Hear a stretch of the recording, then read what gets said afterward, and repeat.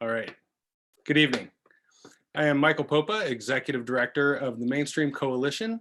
And on behalf of myself and our team, thank you for joining us for Mainstream Live, our series of conversations with figures in Kansas politics, advocacy, and community building. For over 25 years, the Mainstream Coalition has been advocating for common sense government and healthy communities in Kansas. You can learn more about Mainstream and our body of work at mainstreamcoalition.org. And while you're there, please consider joining. Each membership contribution goes a long way in supporting our advocacy and outreach efforts across the state. And now, I'd like to introduce my guest, Kansas Representative Jarrod Ousley of the 24th House District.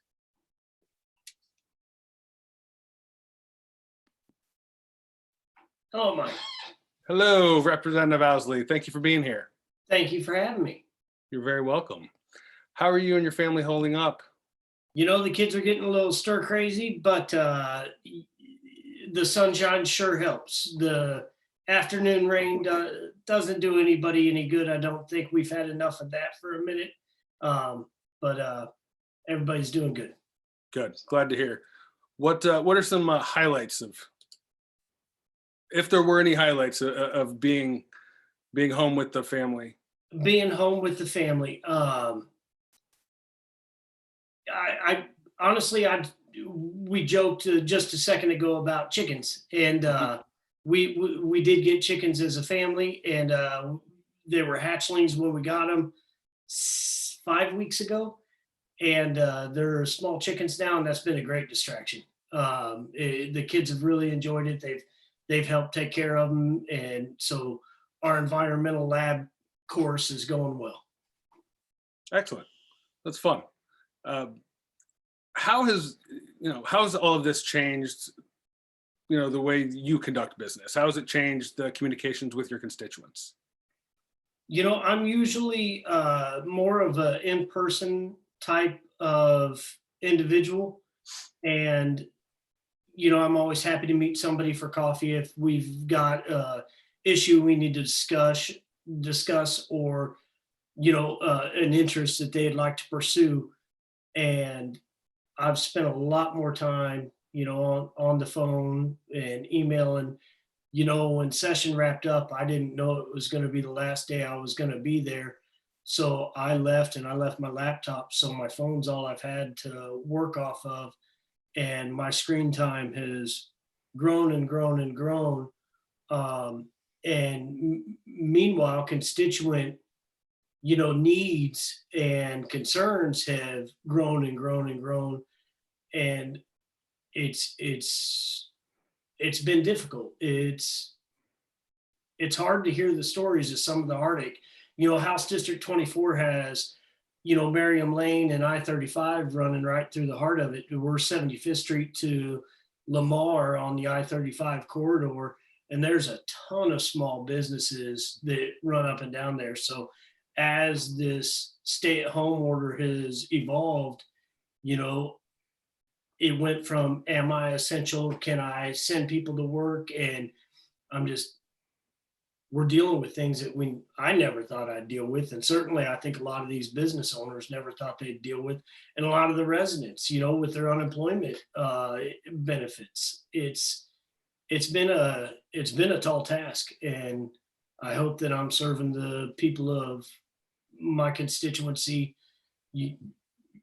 to their satisfactory, because I think the entire state and every state employee is doing the best they can. I think you're right. You said earlier you left your laptop at work, right? So you left it at the State House. So you'll be getting that back here in a couple of weeks, it sounds like. Maybe. Yeah. Maybe. The one day sine die, I'm not positive what all's going to build up to getting in there on that. I know the Senate today put out a list,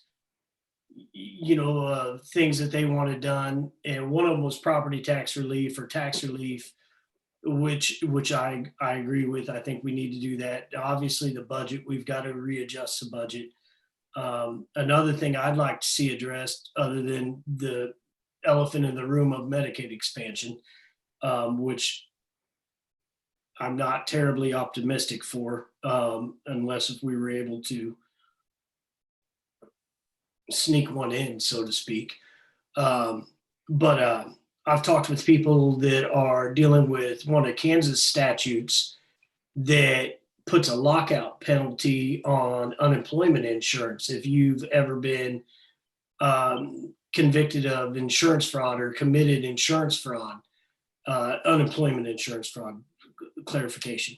And so I'm trying to help people right now that might have accepted 2 days worth of unemployment benefits after they started employment again back in 2016 that have been locked out for 5 years. So today they're null and void upon any benefits from the state because of the state statute.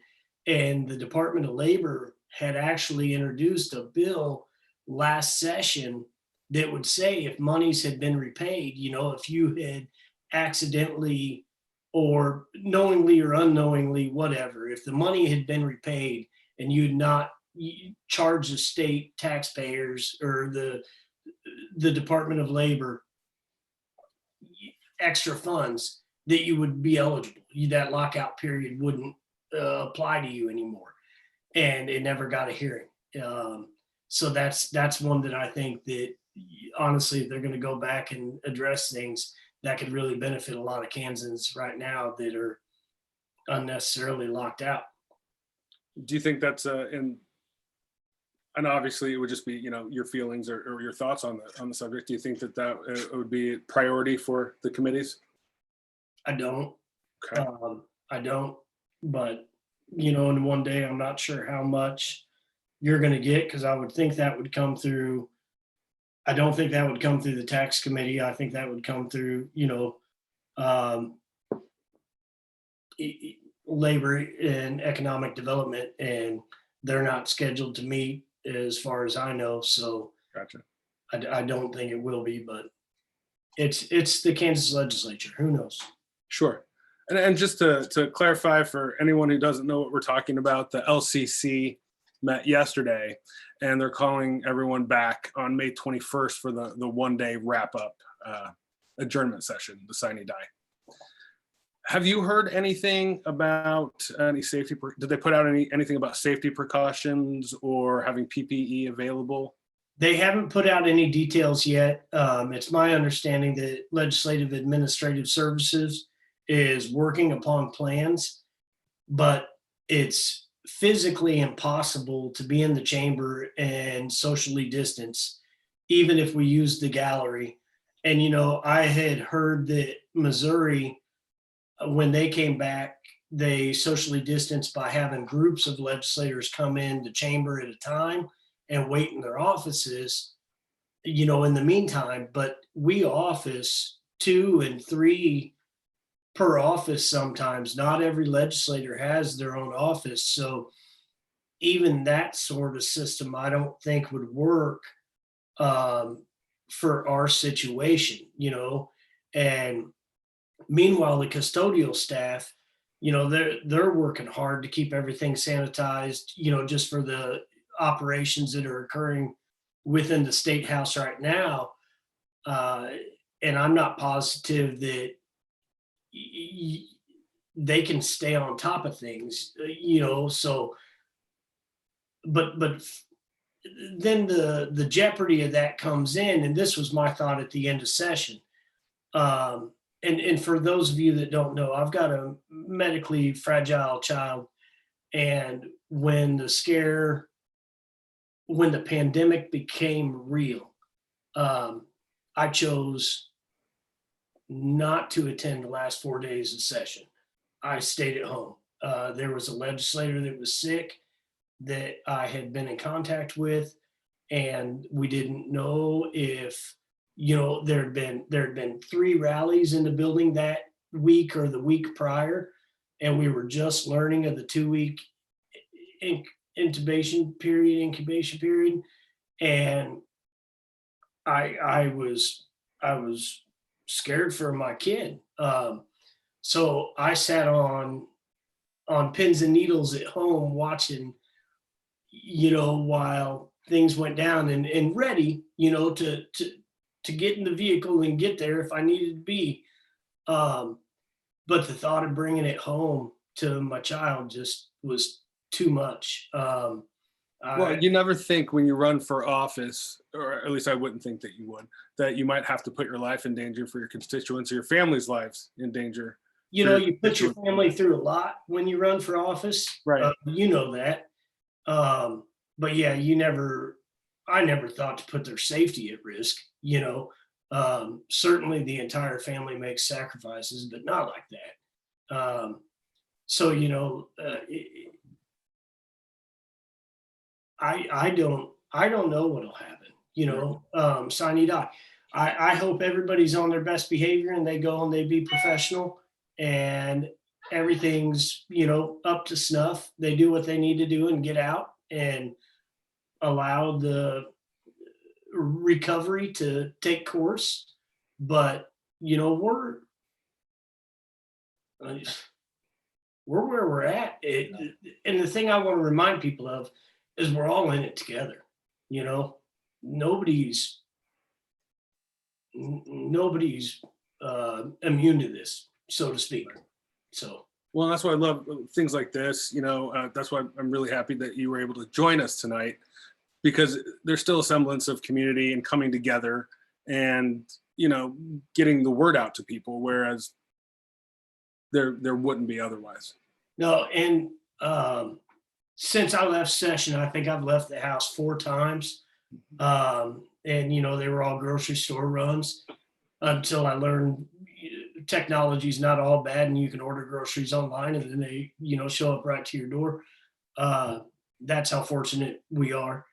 Uh, but I gotta say the way, some of the stores I was in were handling it, it's impressive. And the employees in there, with the masks and the safeguards and, wiping down every refrigerator, freezer door handle, constantly. It's impressive. Yeah, it really is. And, they have a couple weeks, I guess, to kind of figure some stuff out for you. So hopefully they do. Hopefully they figure out a good process for you. But while you were in session, you worked on a lot. You co-sponsored and sponsored a number of bills, and I know that you were working on creating the Office of Child Advocate for the youth in the child welfare system. So What's the status on that? um, it had a hearing. We never had a committee vote. So, it'll most likely be my 4th year working upon that when I go back. 3rd year working upon that when I go back. But I'll continue to work on it. So It's what? something that was brought to me. I've been on the Children and Seniors Committee since I got to the legislature, and as I got there and I started learning the ropes and meeting the people and the lobbyists and special interest groups, and I realized these kids don't have anybody lobbying for them, so to speak. And obviously, it's no secret our state child welfare system is in disarrays and has been for a while. Improvements have been made, but we're still not great by any stretch of the means. And it dawned on me that these kids need an advocate. And as I started talking with some of the contractors that work, not only in Kansas but in Missouri, they were telling me of this office that existed in Missouri, and we started doing research, and well, it exists in 13 other states.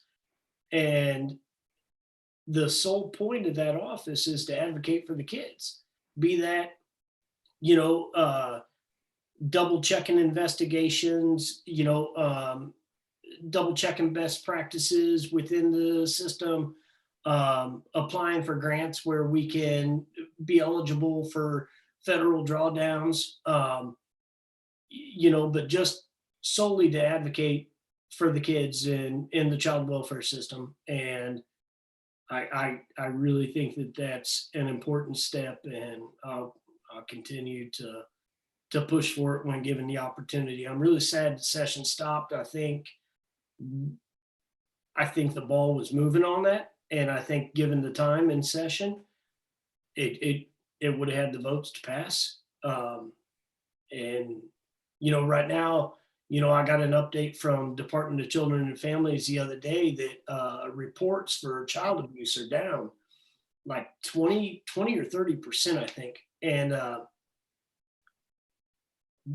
not positive that that's great news. I don't know the details, but they're down from last year, 20 or 30%. Does that mean the kids are at home and not having other eyes on them that would report suspected child abuse? Or does that mean that everybody's getting along great in this environment that we're living in today? I don't know. And I'd love to have more information upon that, but I haven't got it yet. So I think there's as strong a need as ever, in my opinion. Well, I can't imagine that everyone's living harmoniously right now. So I would agree with you if what you're, I would agree with you that we need some more eyes on these kids.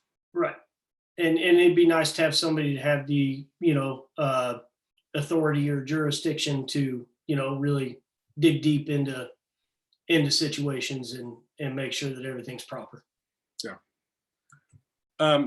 One of the bills that you sponsored, it was HB 2234, I believe, and it was the Voluntary Gun Safety Act. And that would allow for an individual to voluntarily add themselves to a no-buy list for firearms. And this is of particular interest to me because my husband's brother died by suicide. And he died from a gunshot wound, self-inflicted. So thank you first for bringing that forward, for sponsoring it, and want to know a little bit more about it for maybe someone at home, someone else at home that doesn't know that much about it. Sorry for your loss, for your husband's loss. Thank you. And unfortunately, this idea was brought to me by somebody that had a loss. And we were sitting and drinking a cup of coffee. How do we make sense of this? How do we do good from this? How do we learn from this? How do we grow from this? Because her loss was similar to your brother's, and that there had been attempts before, but the completion came with introduction of a firearm. And you ask grandparents against gun violence, you ask, Moms Demand Action, you ask any of the gun rights advocates, the effective rate, or any of the suicide prevention folks, the introduction of a firearm increases the completion of suicide, I think 80%. And being as it was their friends' second or third attempt, it's like if we could have kept that firearm out of their hands, maybe we could have saved a life. And there's no way currently to give up your Second Amendment right to bear arms. And so to purchase a firearm is considered part of your Second Amendment. So it's a really sticky wicket, and you have to petition the court to get yourself put on I believe it's the NICS list. It's a federal list of the no buy. And there was a lot of questions in how we could do that, because it seemed like a simple process. No doctor's note, no parental, no nothing. Just you go into the court, you petition, you say, hey, I'm seeing the sunshine today and I'm enjoying it. And I've seen the clouds in the past and I don't want to be there again, and I don't want to have this in my toolbox. Take this tool out of my toolbox. Here it is. And the intention is just as simple as that. Just, I don't want this anymore. I don't want my right to purchase a firearm. The Second Amendment is to protect yourself. Well, if you're protecting yourself from yourself, you're protecting yourself. But it's been a a difficult discussion to have come around in the State House. So What type of opposition have you gotten? the camel's nose, so to speak, you know. Well, now they're allowing you to forfeit your guns. Next, they're coming for my guns. You know, we've seen the rallies here recently. You know, I mean, people are obviously attached to their firearms, and you know, don't want anybody making any noise about anything dealing with their firearms. And I've talked to a couple of people one-on-one that heard this, and I actually had one constituent who was rather upset with me for introducing it. And once I told him, I was like, it's completely voluntary. Nobody's coming for your guns. If you'd like to forfeit, you know, you can do that. Um, and once I explained the intent and the writing of the law, like, oh, that sounds like a good idea. You know, whether you believe you're a harm to yourself or others, and then it's okay. And one of the veterans groups I had talked to, you know, dealing with PTSA, they is that right? Anyways, you know, they were like, well, most of my men already own weapons. What do we do about that?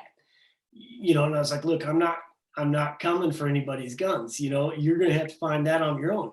But I did some research with law enforcement agencies, and a lot of law enforcement agencies, if they have the space in their room, In the lockup room. yeah, then they'll store it, and they'll tag it different, and they'll give it back when it's said and done, or when you come to reclaim it. So I was like, you know, look, if your guys need to secure a firearm for a while and they don't want to sell it or get rid of it or have a trusting soul they can give it to, then, you know, go contact your local law enforcement, whether it's sheriff's department or, you know, city police department. Right. And I believe if you want to get rid of it for good, they'll accept it as well. Right. Even if they don't have this shelf space for it. That is my understanding. You know, it seems like it's, to me, it's common sense legislation, you know, and I can't imagine people voting against less suicide. Especially today. Right. I mean, it's a national problem. It's a rural urban problem. It's a Kansas problem. It's a all gender problem. Though some genders are hit harder than others. But no, last I talked to the chair of the committee, they'd referenced they wanted to send it to the Judicial Council for review. And the Judicial Council is a tool in the legislative toolbox. It's made up of legislators, attorneys, judges, clerks, and I don't know who all, but experts, you know, so to speak. And they review laws, they review bills as written, and then see how they would impact other laws. So in this case, it would see how it would intersect with our constitutional rights and make sure everything was kosher. And then, you know, if they could come out with a boilerplate application, you know, to get to courthouses across the state, because that's the other thing too. On this one, I worked with, I discussed with quite a few other legislators from other states if they had heard anything about it. You know, I was at a suicide prevention working panel in Chicago for the Midwest Conference of State Governments, and I brought it up and nobody had heard anything about it. So I spread the idea as far as I could because it's not a Kansas problem, right? Solely, and I've not heard anything. So I think to get a Judicial Council, you know, to help it go through would be okay. And I haven't followed up with the chair upon that. As we get closer to sine die and people are coming back to their legislative roles, I will follow up with him and see if on sine die he can make that request, because if they're working on it, that's better than reintroducing it next year and starting all over again. you know. Sure. So, and the Office of the Child Advocate, I plan upon early introducing if the people of the 24th decide to send me back to Topeka to represent them for a fourth term. I'd